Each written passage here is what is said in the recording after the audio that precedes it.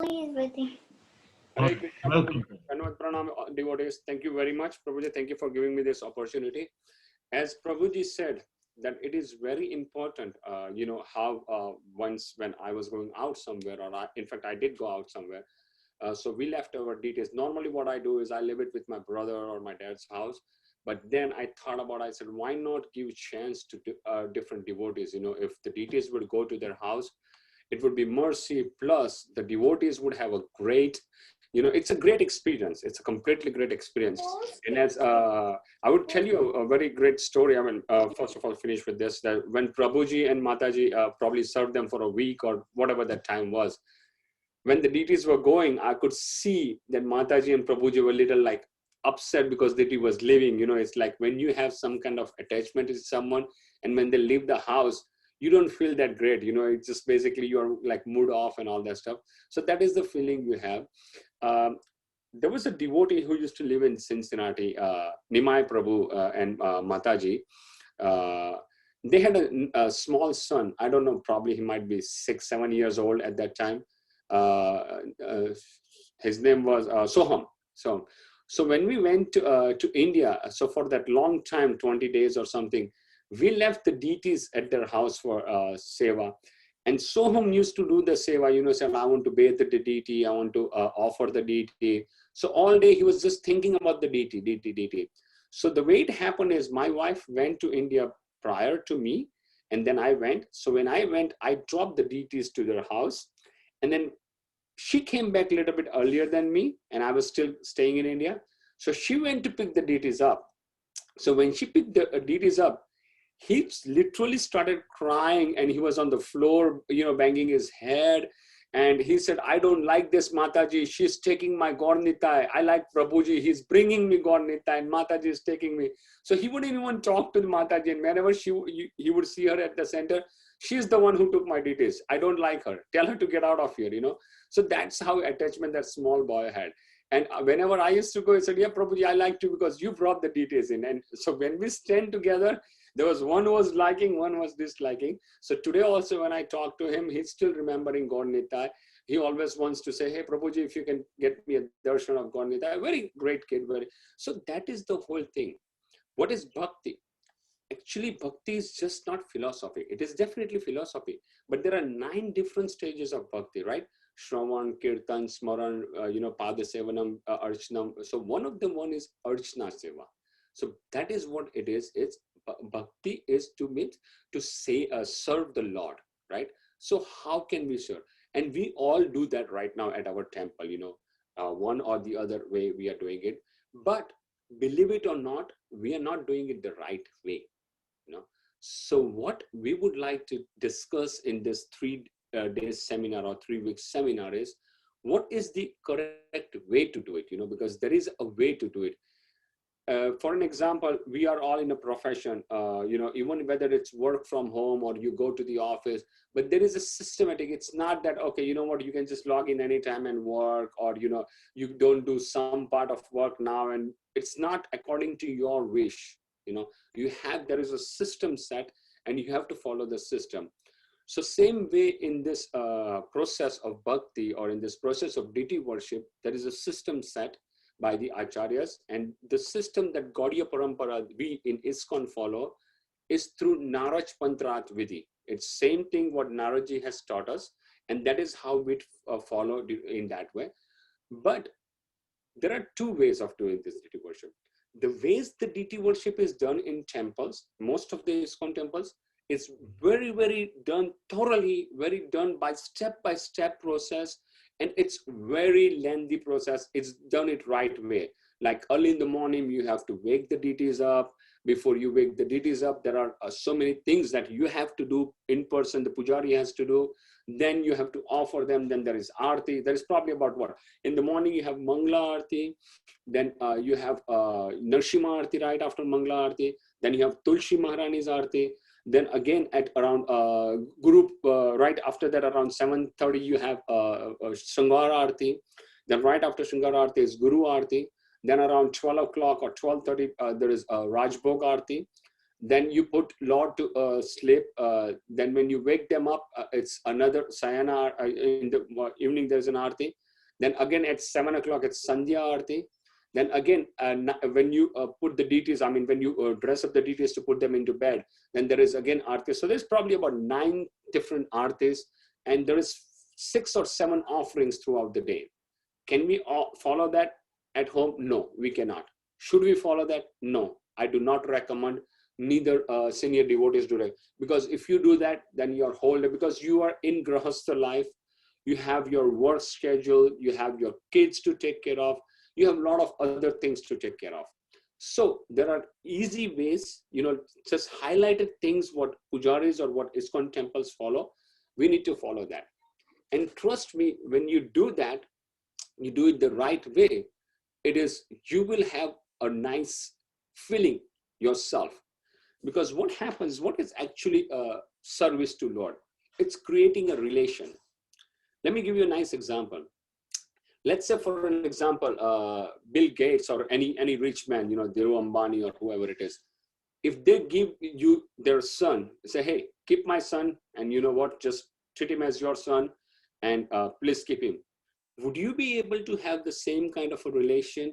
No. No matter how wealthy he is, or how educated he is, or how expert he is, still you're not going to have that great attachment or great feeling.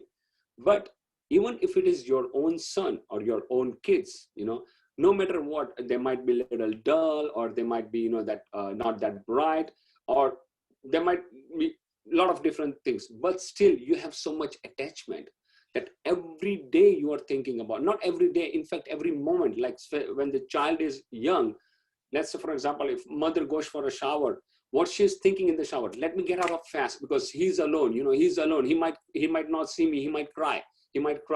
Or did he eat? Is he sleeping properly? Let me see if his clothes are not wet. He didn't pass urine or a stool or anything.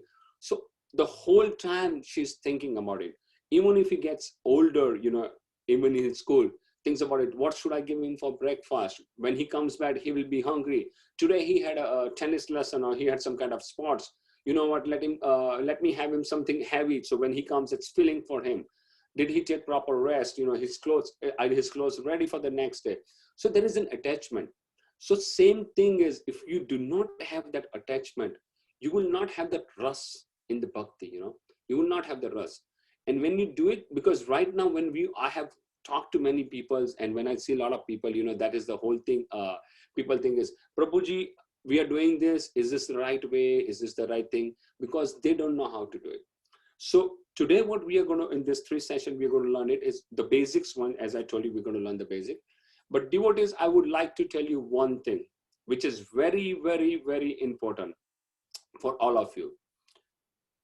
Please do not, this is the thing is, let's say, for example, if I'm doing an arti, to the deities, and I'm doing an arti, but some devotees comes in, or some elderly person would come in, Arey, what are you doing? This is not the right way to do it. You know what? First you should offer this, or first you should do it this way, or, you have to do 3 rounds or 4 rounds or something. Then what happens is we get confused. So listening to too many people, we get confused a lot. So when some devotees tell you, keep that in mind, no doubt. But then always one good thing is, especially the one who are initiated devotees, we should always keep a council. And that is what I have learned during my time, and since I have started. Always keep a council. To me, I was so fortunate that I didn't have to learn all this stuff, or, because my dad is the best person who taught me everything. And he's a great senior devotee. He's been practicing Krishna consciousness for a long time. So anything what I have learned from my dad. So today also, whatever this is, I have not done any like a deity worship course, or, taken any kind of exams or certification or anything. But what I have learned, कहते हैं ना कि भाई अपने पूर्वजों से सीखा है कि भाई भणतर नहीं करता. So that is what I have learned from the dad. And then also a little bit of mixtures with my council. I definitely myself, I'll tell you, I have kept 2 councils. One who is in US and one is in India. The reason I kept an US council, because we reside in United States. So my counsel who is in US, he knows what are the situation over here. You know, like when it snows or when there are things, because you have work and all that stuff, how the school system work here. So he can guide us accordingly. The one in India, they might not know the exact situation, how it is. So he might tell you the standards. So some places when I get confused, or if I have some stuff that I need to, ask him, I would see which counsel I would think. And then there are certain things I would ask only one counsel, because you also don't want to mix up the counsels, because what happens is this counsel might have a different way of telling you, and this counsel, then you get confused. So I have divided some things, this counsel is much better. So I would ask him that thing. And because I do travel to India a whole lot and all that stuff. And then over here, this counsel, because he knows, he's been to my house, he has looked at the altar, he has looked what my daily schedule is, how ISKCON Cincinnati is well. So that is also very important. Very, very, very important thing. I don't know if all the devotees who are initiated are listening. I would really appreciate if you can have your video on. This is a very important part of the topic that I'm going to talk to you about. And if you can please listen carefully, is whenever you have any questions about your routine things, let's say, for an example, if you have anything with your spiritual life, or anything in the family, if somebody is not saying, you talk to your Guru Maharaj, that is great thing. But when you, let's say, I'll take an example. Let's say, for example, if someone would ask a Guru Maharaj a question, say, Guru Maharaj, should I do the Mangala Aarti in the morning around 5 o'clock, just like the temple time? Do not ask those kind of questions to Guru Maharaj. Because what happens is, whenever Guru Maharaj is at your house, or whenever you're in connection with him, and when you ask them this kind of questions, if Guru Maharaj said, yes, you should do it at 5 o'clock, then it becomes an adesh. Then you have to follow that. And we staying in Grahastha life, we cannot follow that. I will guarantee you, there is nobody, including myself, that would be able to perform Mangala Aarti every day at 5 o'clock. Some days it might be at 6, some days it might be at 7, some days it might be at 5:30, because that is very important. But in other way, to same thing is, let's say if you are performing Aarti at, I would just take time, 7 o'clock you are performing an Aarti, and during that period, Guru Maharaj did come to your house, and after you went talking to your counsel, and you've been doing this, but Guru Maharaj says something, or I'm sorry, I'll take it back. I'll say you're doing it at 5 o'clock early in the morning. And at that time, Guru Maharaj is there at your house, and he does attend that Aarti. And then Guru Maharaj looks at you, and then Guru Maharaj, after that, on disciples said, look, Bhavgrahi, whatever you're doing, I don't think so you should do it at 5 o'clock. But since you are Grahastha, why don't you do one thing, is wake up first, finish your chanting or finish this, and then perform Mangala Aarti. Because you talk to your counsel, and your counsel told you to do it at 5 a.m., 1 a.m. or whatever time is, then that becomes, that is the thing you want to follow it. But do not ask Guru Maharaj. So you definitely want to stay in connection with Guru Maharaj. Ask them any questions you have about Bhagavatam, Bhagavad Gita, or any of your spiritual needs. Or sometimes if you have some problems like this, then you can ask. But this is what I was taught. I did ask one question to my Guru Maharaj, and at that time there was a very, very great senior devotee who was also serving one big temple in Aure. And when I was asking it, he did punch my hand. So I immediately understood to stop that question before it was completed. And then outside, there was probably about many of the senior devotees. And with them, we had a long conversation about it. And I did ask them why. And that's what he told me is, look, this is what happens, because Guru Maharaj is not there at your place. He doesn't know what your altar is or what your situation is. So that is what he says. By the way, within 2 minutes, we would definitely stop this for a few minutes, because I did talk to ISKCON New Vrindavan. I was just talking to Sri Rupa Prabhu. He just called me. I said, Prabhuji, if we can have darshan of Radha Vrindavan Chandra live darshan around 8:30, the altar opens. So he's going to be showing us a live darshan over here. He's already logged in. Shri Rupa Prabhu, Hare Krishna. Okay, he's trying to log in. He's trying to log in your area. But whenever he does log in, Prabhuji, if you can highlight that video, I would really appreciate. I will stop at that time, and we could have Shri Rupa Prabhu. Sure, Prabhu. Absolutely.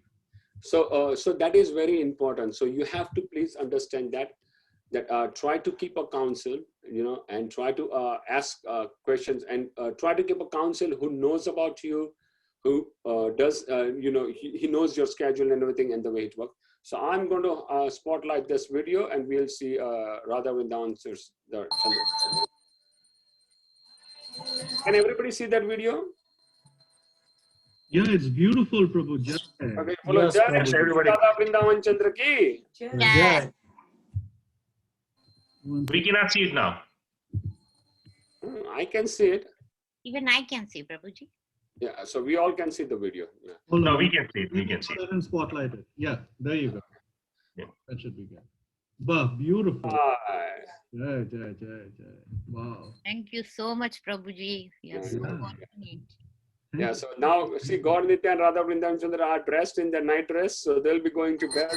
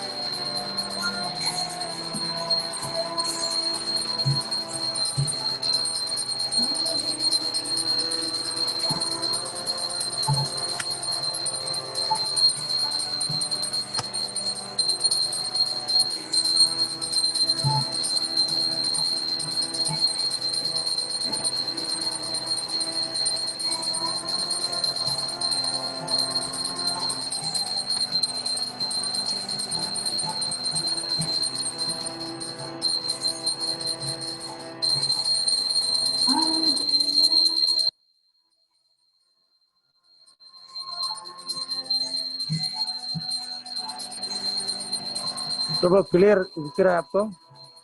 हाँ प्रभु जी, एकदम clear दिख रहा है प्रभु जी. बहुत बढ़िया प्रभु. Very nice. Thank you, Prabhu.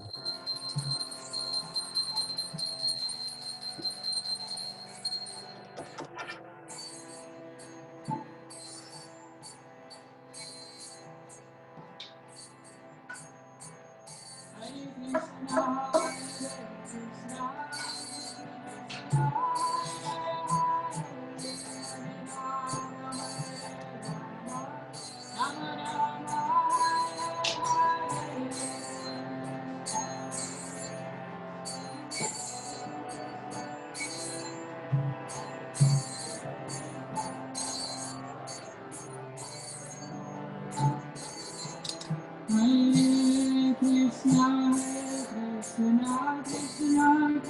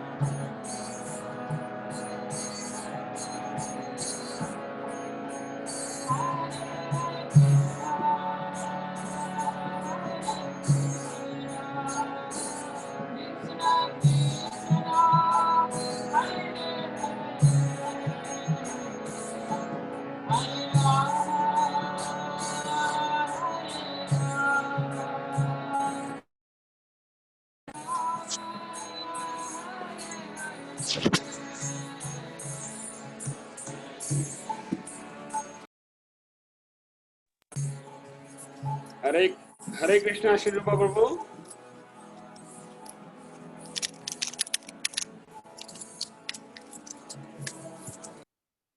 Hare Krishna, Prabhuji.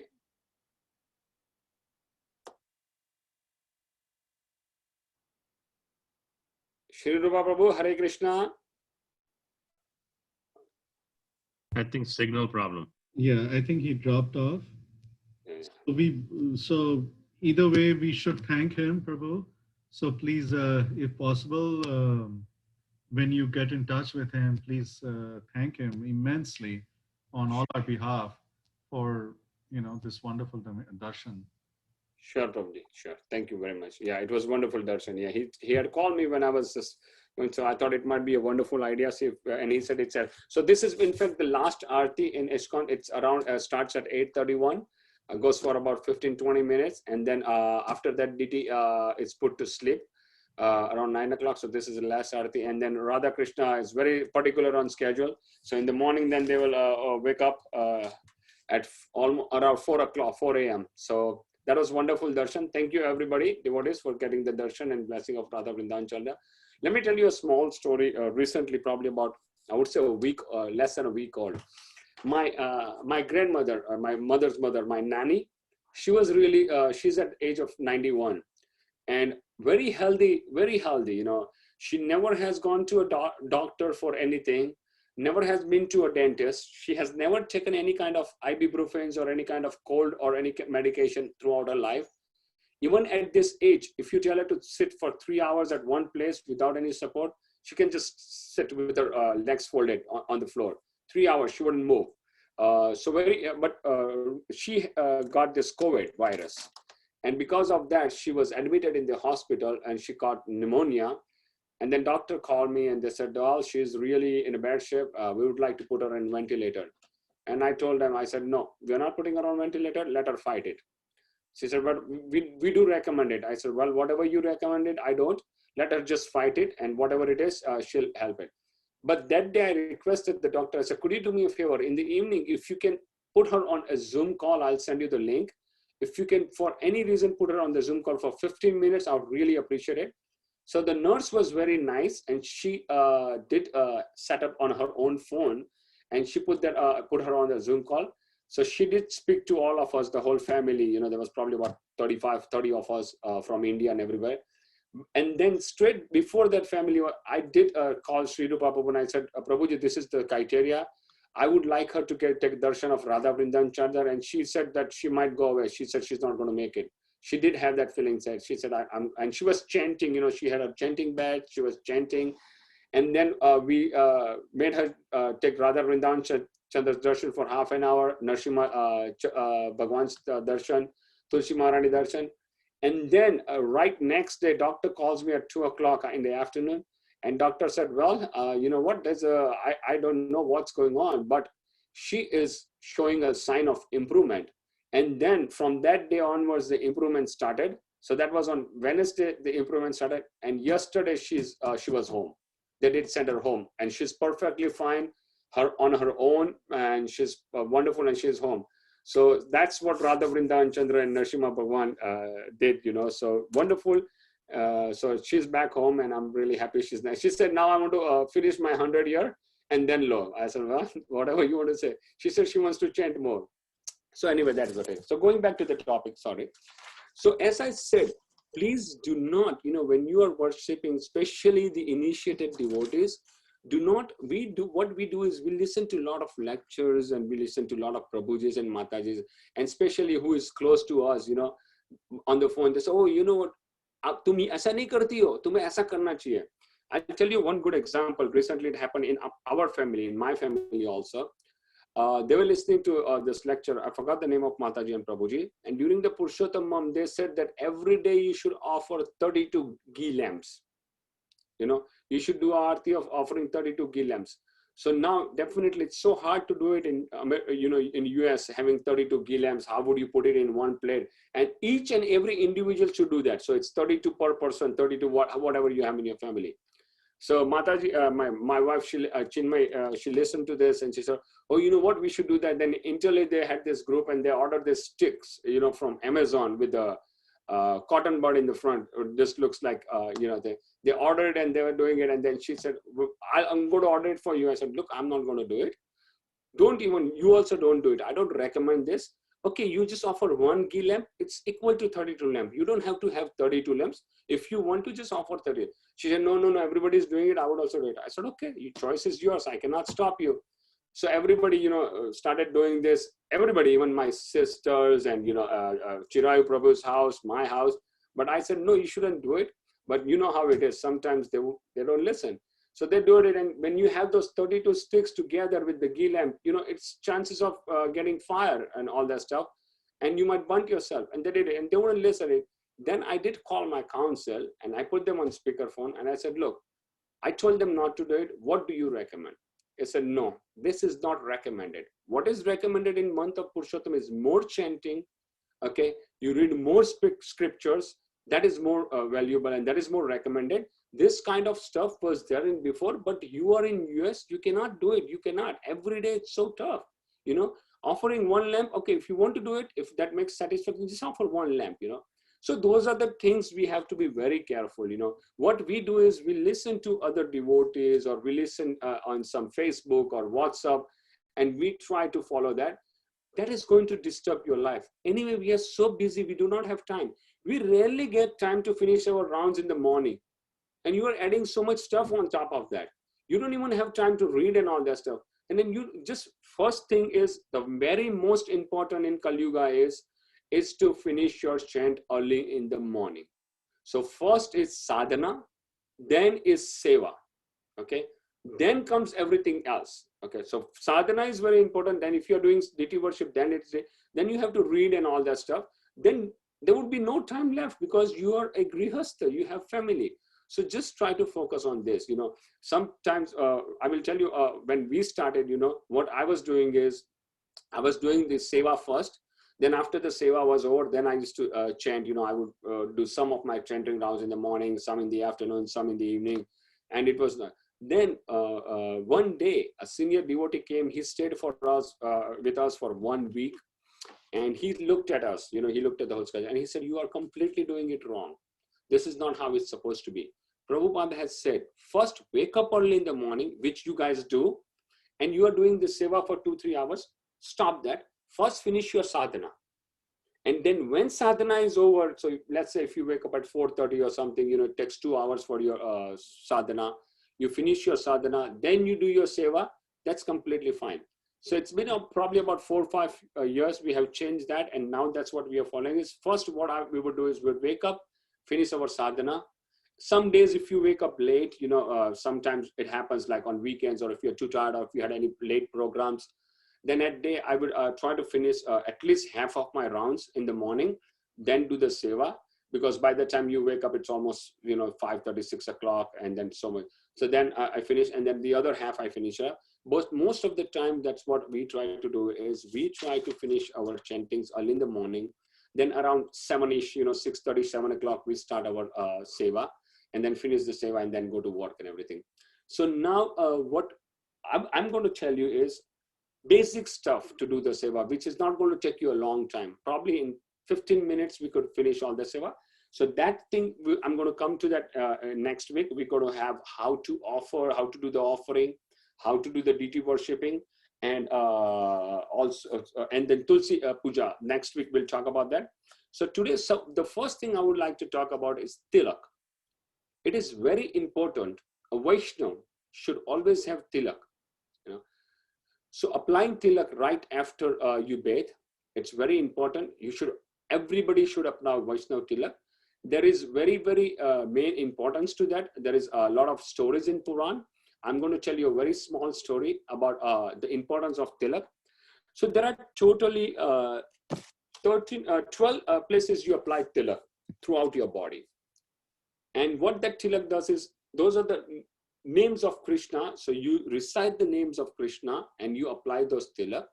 So what you're doing is early in the morning, you're reciting the important names of Krishna. You're calling him by that name, and Krishna loves those names. So you're calling early in the morning with Krishna. So that gives you a protection internally and externally, that you call Krishna. Krishna is thinking, oh, wow, look at this. My devotee is calling me. So I need to go and protect him all day. And then you apply the Gopi Tilak, you know, so the Gopi Tilak helps you to protect it externally, and internally Krishna is there to protect you.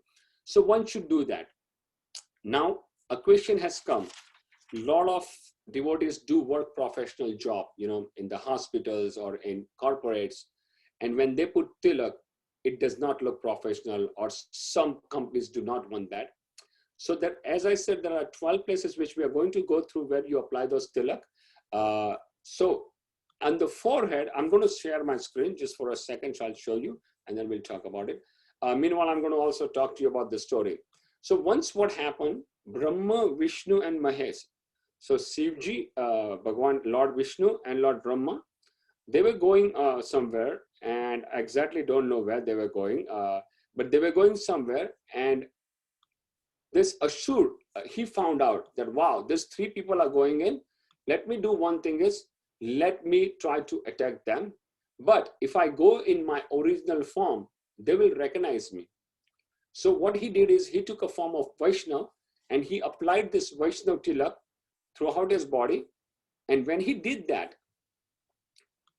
Bhagwan Vishnu immediately understood that who he was, but he didn't say anything. So then they started having this talk, and right after that, Brahma did recognize him, and he said he's an Asur. So he told Vishnu, Vishnu, why don't you take out your Sudarshan Chakra and kill him, otherwise he will attack us. So Vishnu took out Sudarshan Chakra, ordered the Sudarshan Chakra, Krishna basically, and the Sudarshan Chakra went around him, and he could not kill him. He just kept went around and circulating him, and just came back. And Lord Shiva and Lord Brahma was surprised. They said, what is going on? A Sudarshan Chakra is not able to kill him? He said, no. Then Vishnu had to tell Shivji to take his Trishul and try to kill him before he attacks on them. So Shivji tried it, and Shivji also could not attack his upper body, but then Shivji attacked at his lower body, and he was not killed, but he was harmed. So the way is, if a Vaishnav have this, can everybody see my screen? Yes. Okay. So the way is, if you put this Vaishnav Tilak, it just protects you. First of all, the way this. Sorry, Prabhuji, to Yeah, interrupt. Prabhuji. But we can't see the picture. We just see the files. All right. What about now? You see the picture? No, we No. just see the files. File, exactly. We are seeing the files, Prabhuji. Oh, you're seeing the files. I see. Give me a second. Let me see what's going on. Let me stop it on the screen. Let me just save it on my desktop.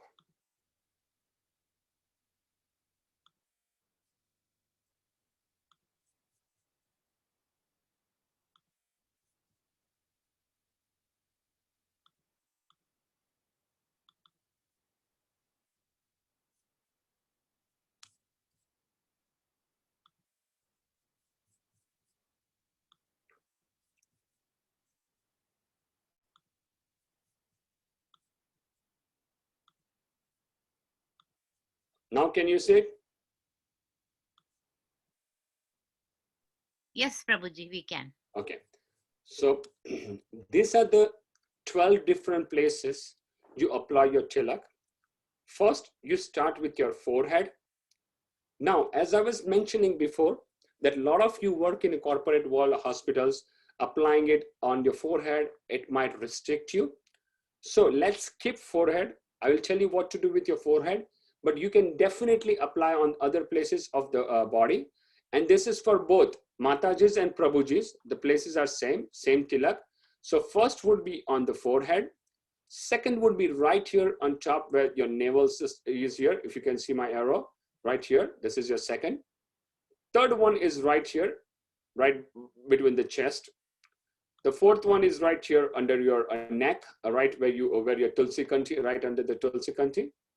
The fifth is on your right hand side, basically on the stomach, on the right hand side of the navel, right on the stomach. That's the fifth one. Then sixth one is on your right arm, right by your, right where you bend your arm by the elbow. That's where it is. And then one on top of that. That's the seventh one. The eighth one would be on the left-hand side over here of your naval system, right on the stomach. The ninth one is on your left head. And the 10th one is on your, basically on your shoulder. 11th one is on your upper back. The 12th one is on your lower back. And whatever the remnants are left after that, you just wipe it on your forehead in the back.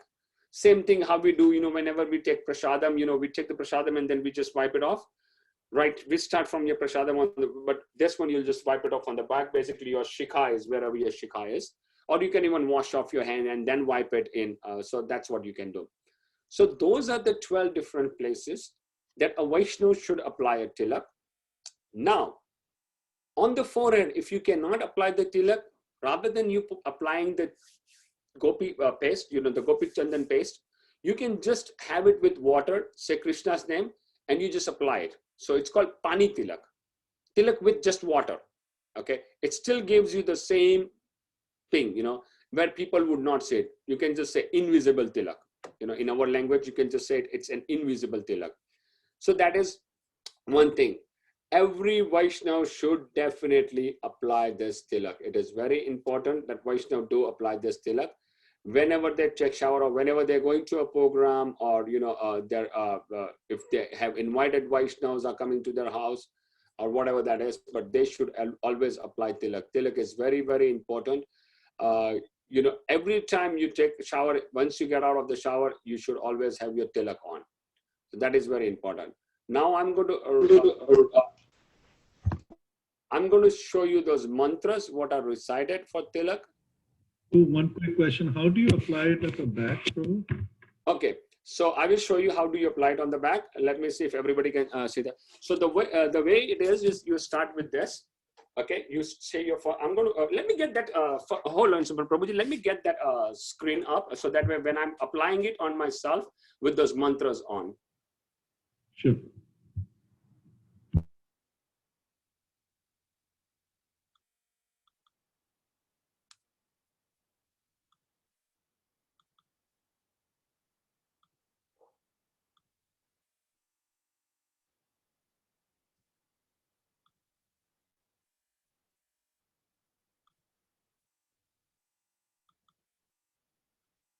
Can you see this? Yes, Prabhu, we can see it. Okay, So it is in Hindi. I'm going to try to find if I can. There's one in English too, but I couldn't find it today. But definitely somebody can help me out. So the first one is on the lalat, which is on your forehead. It's what you do is you have that basically a cast, which if you don't have it, I can get it for you. Please let me know, and I'll share this thing in our group too, in our ISKCON group too. I'll share this. So you apply over here, and you just recite the name Om Keshwaya Namah. Then you will take that, or you know what? In fact, let me get that tilak stick and everything. So I'll just get that tilak stick and I'll show you exactly. Just give me a second, Prabhuji. I'll get it from you.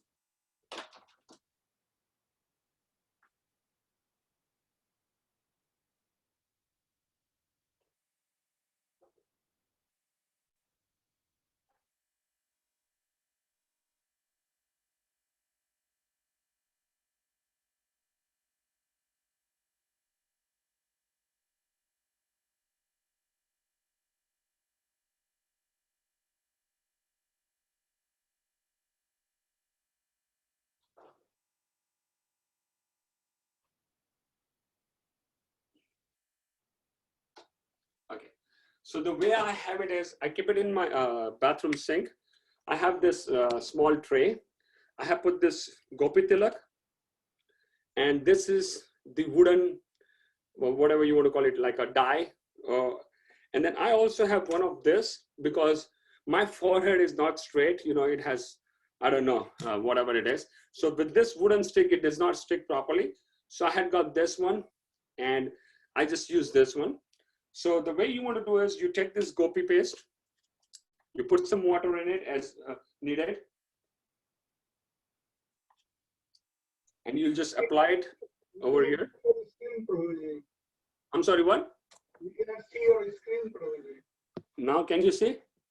No. So, we can see the screen. Prabhu, I can see the document which you put out there. Uh-huh. Yeah. So I'll have to stop sharing my screen then. yeah. So maybe you can stop, Prabhu, and you can recite the mantras, and then later on you can show the mantras again. That's what we'll do. So we have that screen sharing, so we'll do that. So Om Keshwaya Namah, you'll put it on your forehead. Then on your navel, Udar, it's called Om Narayana Namah. Right here on your chest, Om Madhvaya Namah. Om Govindaya Namah. Om Vaishnavaya Namah. Then on your Daina Bhuja, Om Madhusudhanaya Namah. Om Trimbakaya Namah. Then it is, it's on the right hand side. So it would be on your right hand side, Om Madhusudhanaya Namah. Om Trimbakaya Namah. Then Om Vamanaya Namah. Om Sridharaya Namah. Om Hrishikeshaya Namah. And then when it comes to back, you would take this and you would put it right here. Om Padmanabhaya Namah. And then on the lower back, you'll do it this way, Om Damodaraya Namah. Then you'll just, that last one, you'll Om Keshwaya Namah. You'll just wipe it off. So now I'm going to show it again, how you apply it. Can you see, can everybody see me? Prabhu, so Yes. when you were showing previously, your screen was also being shared. Sorry. Okay, no problem. I'll start it again. Yeah. I'll start it again. So now if everybody can see, I'll just show you how to apply it on the forehead. So I did take this paste, put it over here. My finger has some paste on it. And then you'll just apply it.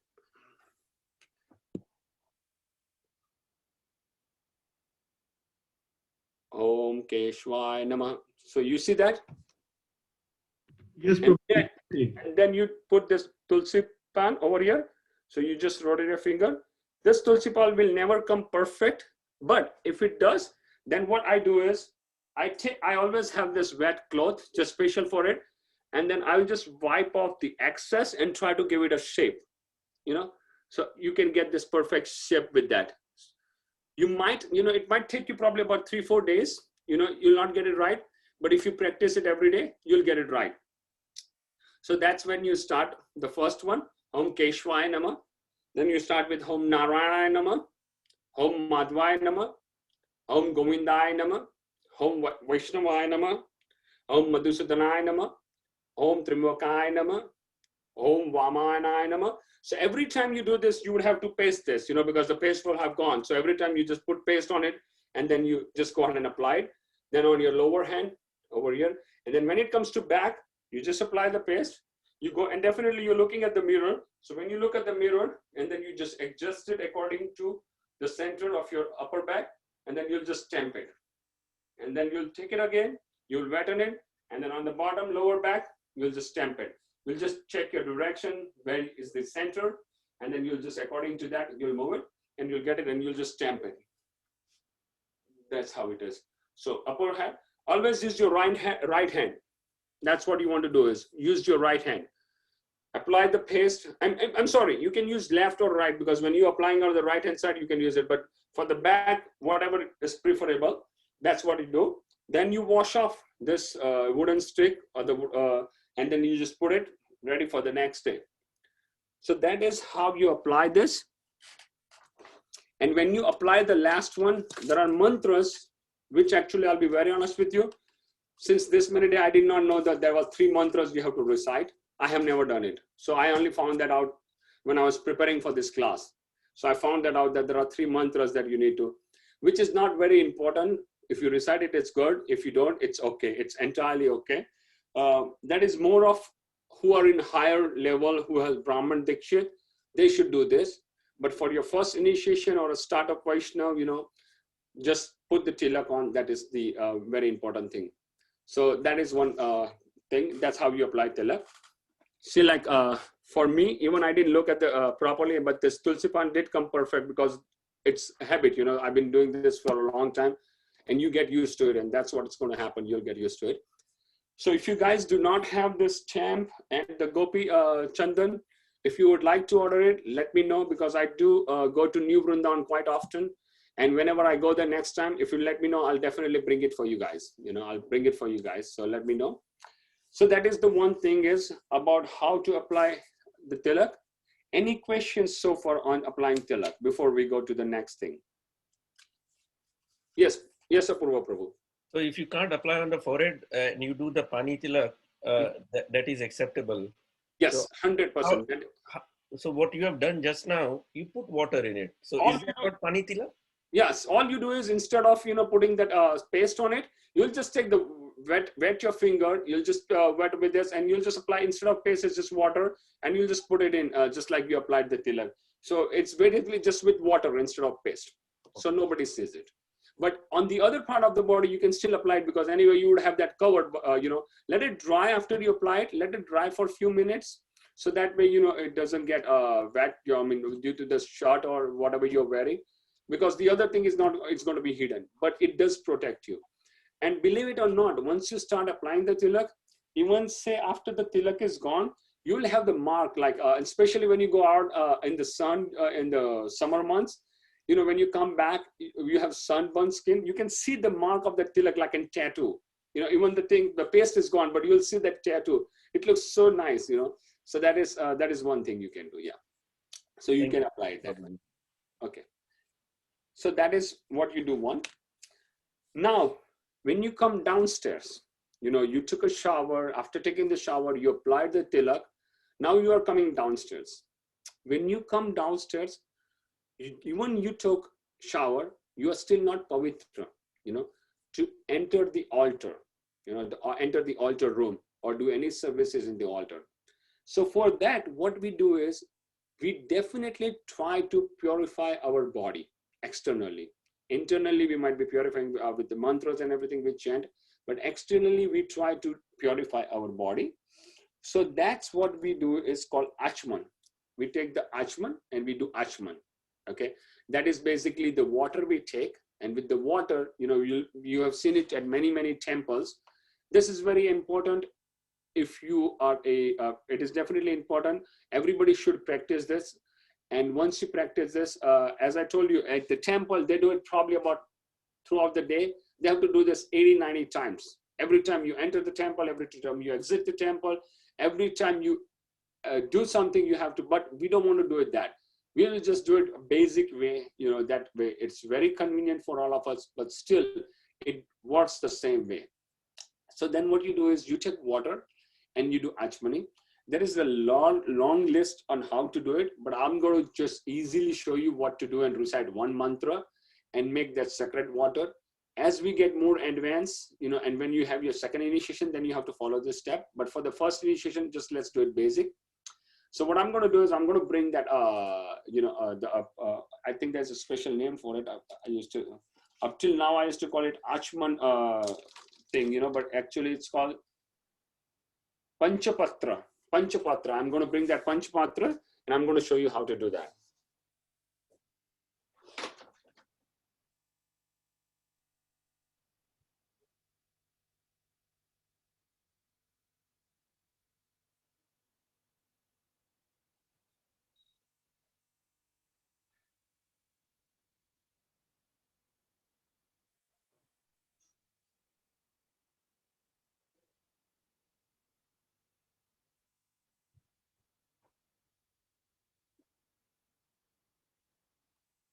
Okay, so here is the thing. What I do is I keep this separate plate and separate Panchapatra.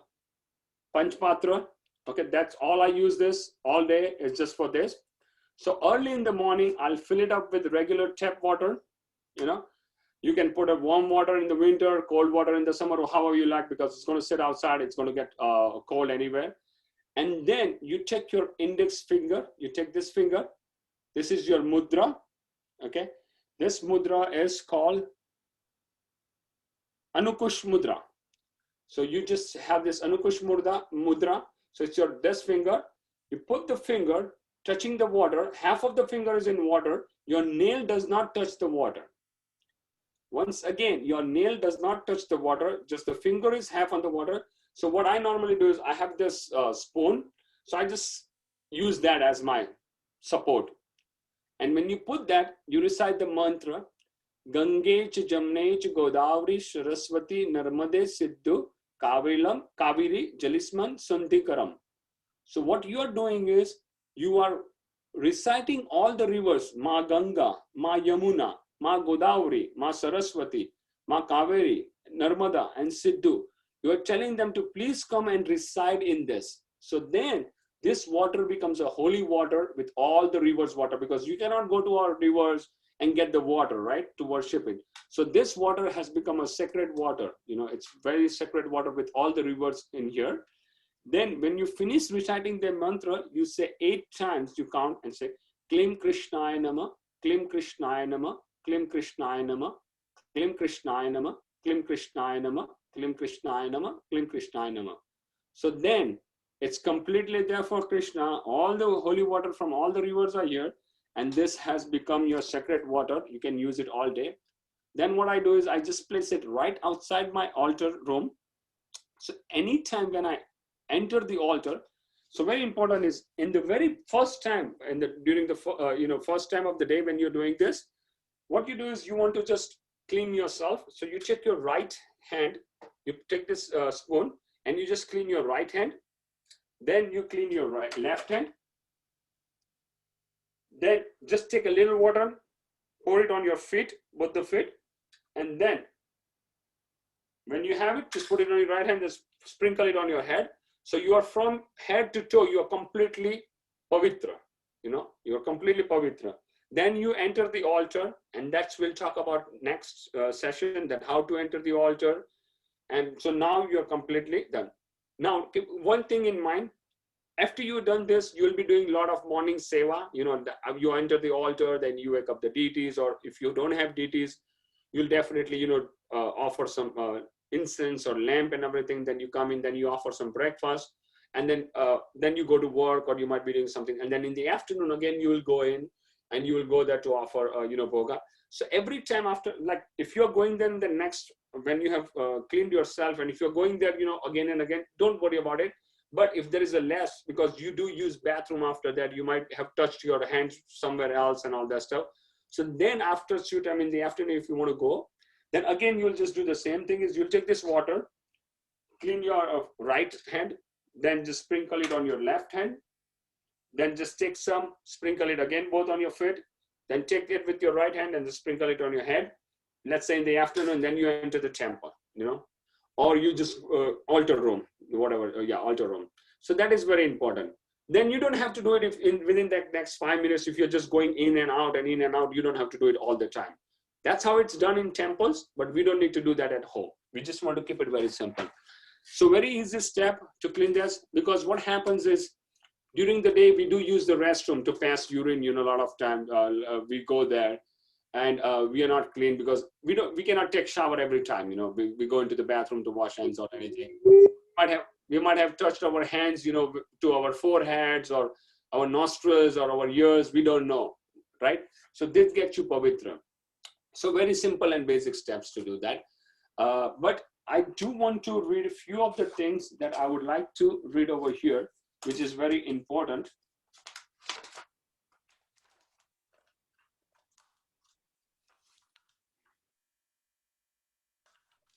That whenever you are worshiping the deities, or you are entering the altar room, it is one should have freshly showered. One should wear a tilak. Okay, so as I said early in the morning, then one should wear a freshly worn Vaishnav dress. Example: dhoti, chadar, sari, a choli. One's clothes should be made up of natural fiber, i.e. cotton, silk, wool, or jute. Not have been worn while eating or visiting the bathroom. Cotton can be worn once. Jute may be worn several times, and silk may be worn many times. Okay, if you need to pass water or eat in between two services, one may change the cloth after performing their nature calls or eating. Rinse the mouth at least 3 times. Wash hands and feet, legs up to knee with soap, which we don't want to get into that. So basically over here, as I said, what I do is, when I started first in the morning, when I take the shower, I used to have my regular clothes and then do my deity service. And then throughout the day, I used to keep that same cloth. But slowly, as I got advanced, and as I talked to my councils and senior devotees and all that stuff, what they told me is very nice thing. Is that why don't you keep one pair of clothes, like one kurta and one maybe pajama or dhoti. It can be stitched dhoti. So that's what I do in the morning, myself and my brother. And what we do is, in the morning we'll just have that separate dhoti and kurta. We use that, and after the service, after we take shower, we just wear that. We use that, and then once the service is over, we'll go upstairs and we'll change to our regular cloth. We'll wear that cloth all day, whatever we even. And then after wearing that cloth, in case in the afternoon we have to go and offer, we don't go back and change it. We use the same cloth, but we just purify ourselves with this sacred water, But in the evening when we come, we take a shower, we again wear that same cloth. So probably for 3, 4 days, 5 days until we put it in the laundry. We use that. So basically it's a cloth just used for altar seva, So that's one thing. And it doesn't have to be a kurta and dhoti. You can keep one pair of, if you don't have it, if you're a beginner, you can keep a pair of a t-shirt or, some nice track pant or whatever it is, but just use it for that altar seva. Do not use that for anything else, and you don't have to buy a new one. Just wash it and try to use that set, just for that service. But if you have, definitely Vaishnav etiquette is very good. So if you have kurta and something, that is the best thing to do it. So that'd be great, so we can do that. But in any circumstances, whether you are a beginner or you are an advanced devotee, whether you are a first initiated or second initiated, if you have passed stool, you have to take a shower and doing any kind of service, whether even you are chanting, reading your Bhagavad Gita or anything, you have to take a shower after passing stool. If you pass urine and all that stuff, it's okay. You just wash your hands and you get back to your service. It's completely entirely fine. But if you have passed urines or if you have touched a dead body, you have to shower. It's very important. Okay. There is no exception for that. You have to take a shower. So I think that's all we have got up till here. So it's very basic stuff. I mean, if you look at this, it's to sacred the water, there's like 13 other ways, 13 other mantras you have to speak and do all that stuff. You have to sprinkle it and so, but I'm not going to get into that. That is strictly for temple services. If we get into that, it's going to be a lot of time and you'll get confused and you'll not have that. Basically, what you want to do is you want to have the relation build up. And when you have that relation, you'll have very nice interaction with your seva and you will love the seva. So that is what it is. So now in next session, as I said, we'll talk about it, and we'll also get into the altar room, and we'll see how the altars are laid out for individuals. We'll try to see. And if you have any questions, and if you want to ask questions, you can personally also call me if if you want me to do a one-on-one video calling or Zoom calling, and if you want to show me your altar, and if you want me to give you suggestions, we can do that, no problem. So I think I will stop here, Prabhuji, with these three things. It's already been 9:21 now, and we can then take it to the next session of next time, Prabhuji. You can send me your phone number, Prabhuji, in case. Sure, I'll put it in the chat right now, Mataji. Thank you. Yes, Prabhuji, go ahead. I was just going to say thank you so much, Bhakti Govinda Prabhu, for starting us on this journey. We really appreciate it. I personally had quite a few questions. I know we're probably a little late today. No, sure, we can take the questions, no problem. Well, I was thinking, how you were saying, even if we've gone to the bathroom to pass stool, and then even if we have to chant, then we should always bathe. Now, I understand, for us, it's become a little bit of a habit that once you go to the bathroom for the big job, you take a bath, that kind of a thing. But how practical is it going through your practicality, the way you started the lecture? Just wanted to see whether this is like a must thing, or this is like, okay, you should try your best to do it, but it's not like those kind of things. I've had a few questions on, and we can take those later on, Prabhu. That's fine. No, Prabhuji, I think you brought up a very nice question, because there is something I would like to add to that question is, it is said, let's say, for example, if you did pass your stool, and if you are going to the temple, or if you are at the temple and you had to go because you got to go, then at that time you can go into the temple room, you can sit there, no problem. But let's say if some pujari or someone came to and offer you aarti, Radha Vrindavan Chandra's aarti, because normally they do come in, and they come in with their flower, for you to smell that. At that time, you cannot touch that. I just was talking to one of the very senior brahmachari, and he did tell me that, which I didn't know. So no, you should stay away, because that would be a straight uprat. So anything that is in association with Lord directly, you select. Even let's say, for example, this sacred water, you cannot even touch this plate. Let's just put it that way. You cannot touch this place. So practically thinking, it's very hard to do it. Let's say if you're out somewhere, and you're going and you haven't finished your chanting rounds, but you're out where you don't have facility to shower and everything.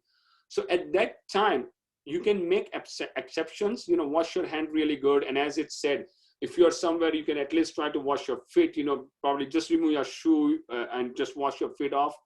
But that could be just once, or, very rarely that can happen. But try to keep an habit. If you keep an habit, I normally kept an habit, that I don't even chant. If I had to, then I will just come back, take a shower, and then finish my chant, whether it's at night, midnight, or whatever it is. But after, if I had to, but if you keep your system, if you will try it, actually you will get to it, But it is not that you have to. Sometimes, as I said, if you're out somewhere and you haven't finished your, just try to clean as much as properly and then finish your rounds. But if you're at home, you can definitely do it. In this lockdown period, we are at home, we should do it. At home, there should be an exception of it. You need to shower. Yeah. If you're not home, that's a different story. Okay. And then I think Apurva Prabhu had a question whether everybody should have their own Achaman water or not. And I think that can be common, right? Yeah, this can be common. As I said, I just put this one outside, outside it. And even my kids, when they enter, and it's very important, actually, I have learned one thing is, even at my brother's house too, when we taught this to the kids, in fact, our father taught, the kid, we sometimes do, even today, I would say, as of today too, I might sometimes forget and I would enter it, without taking the Achaman, I would just enter the altar because I forgot completely. But the kids, they will never forget. I have watched that. So always try to keep and practice, at this, it's the best age for the kids to learn too. You know, it's very easy. And my kids, you know, they do it. All they do is just clean, you know, wash their hands before the altar every time they do. And I do engage them in that kind of service. Yeah. I hope, Prabhuji, I answered your question properly on that thing. Padishivas Prabhu. Yeah, Prabhu, thank you so much. Really appreciate it. Prabhu, will it be possible for you to share all these prayers later on? It's not something which we have to do right this minute, but whenever, let's say between now and the next class, Sure. the Achaman prayers which you recited, and Yes. and also if you can tell us when all should we use the Achaman cup? Will it be only before we are interacting with the deities, or even otherwise? For example, should we use it every single time that we come from, you know, let's say the bathroom, not the big job, but even the small thing, or whether we should, you know, before chanting, whether we should do what would be the conditions? Okay, Prabhuji. Let me tell you this. As I said, the more you do it, it's going to be better. But then you don't want to get, if the Achaman cup is there, right? The spoon is there. Our home is not like a big thing where it's too far. If you keep that, it's always a good thing. Like myself, I don't do it every time, you know, but as I remember, even if I come from the bathroom after passing water, I do come in, and if I see the Achaman, it's right there, I'll just take it. Sometime I'll forget it, you know, sometimes but slowly, the habitually, yes, it's good to do it. You know, if you're home, you can do it even before, because what it is doing is, while chanting, the water that comes from the faucet in the sink, it's not that. This is what you have done is you have called all the rivers, the very, very sacred rivers, Ganga, Jamuna, Saraswati, Godavari, Narmade, Siddhu, Kaveri, all the big rivers, you have called them, and they are residing in this water. So basically, even if you did not wash your hands in the bathroom for some reason, if you just wash it with this, you're purified. So it doesn't hurt. It's always an extra layer. It's just like when before we chant, we say the Panchapatra mantra, right? To make it stronger, or if you are doing any aparad, it just takes your aparad. So this is the same thing. So better you do it. It's just great. The more you do it, it's better. There's no harm to it. But if you forget, it's not even, because up till now we were not doing it. At least we are doing it 2 times or 3 times a day. So better than what we didn't do. Thank you, Prabhu. That's Hare Krishna, Prabhuji. Thank you so much for the wonderful class. Hare Krishna. I would like to add 2 things over here, if it's okay, Prabhuji. First of all, when you say the Klim Krishna number 8 times, and then you just sip Om Keshwaya Namo, Narayana Namo, Madhavaya Namo. So the sipping is also known as Achaman. Is it? That is to purify oneself, right? That is one thing I would like to add. And the other thing, like about how you use it, usually what I do is, like I'm like working woman. So whenever I come back home, I don't get time to take a shower or something. I just wash my hands, and then with the Achaman, I'll just, wash my both the hands again, and then just sip 3 times, Keshwai, Narayana, and Madhavai, and then I can start cooking. So, the cooking, what I do, I feel that it is not contaminated. So I'd like to just add with that. Thank you, Prabhuji. Yes, that is absolutely right. I don't know if you were in the whole class or not, but that's what we talked about. I mean, I just have taught the basic thing because there is a lot to it. Normally what you do is you have to clean, when you clean your right hand, there's a mantra, left hand, then mantra, then you have to clean your, ears and lips, and then, so there's a whole thing. But as we said, that if we start getting into this, it's going to be too much. So we are just starting off with the basics, then slowly, that is more important and required for a Brahman initiated thing. But yes, definitely we can add that up to the next frequency. But the more we will get, and they will get confused, because as I said, the very important thing is your sadhana. Okay. Then comes your sadhana is very important. Let's say if somebody wakes up and you're late and says, oh, Bhavgrai Prabhu gave this in the lecture, let me do this, but I'll do my chanting later. No, we don't want to do that. We have to try to finish our chanting, but slowly keep and practice on adding this, so that way, especially if you have deities at home, you should do this if you have deities at home. And even if you don't have deities, you have a nice altar, you're offering to the, you are offering to your photos if you have, or some other deities. That's what I would like to add. Now, I would like to add one thing is, Prabhuji, can I get, I don't know, Harshika, Meenakshi Mohini Mataji, are you still there on the call? Can you please have your... No, Prabhuji, I think she went upstairs to the kids. So, you are there, right? You are there, right? You're in North, right? You're in North, right? Yes, yes. Can I see the video? Can I see the video of your altar? Yes, sure.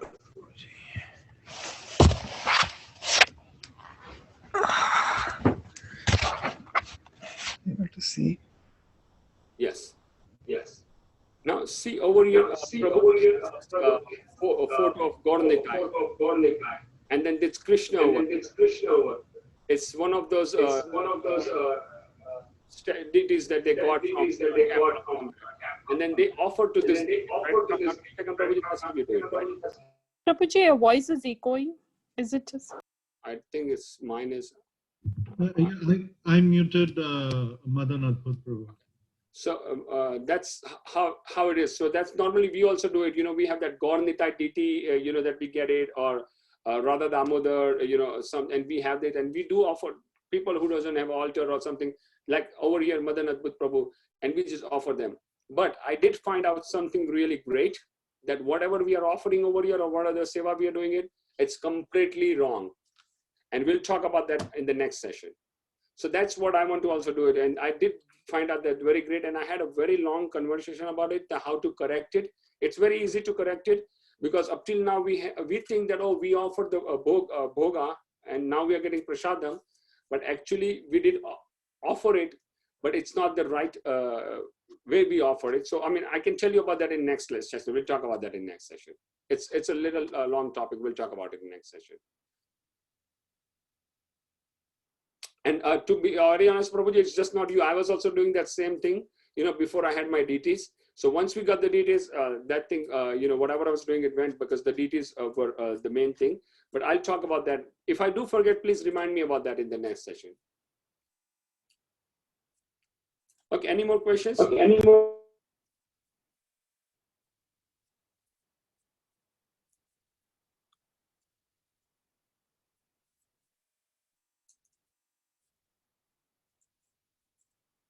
Hare Krishna, Prabhuji?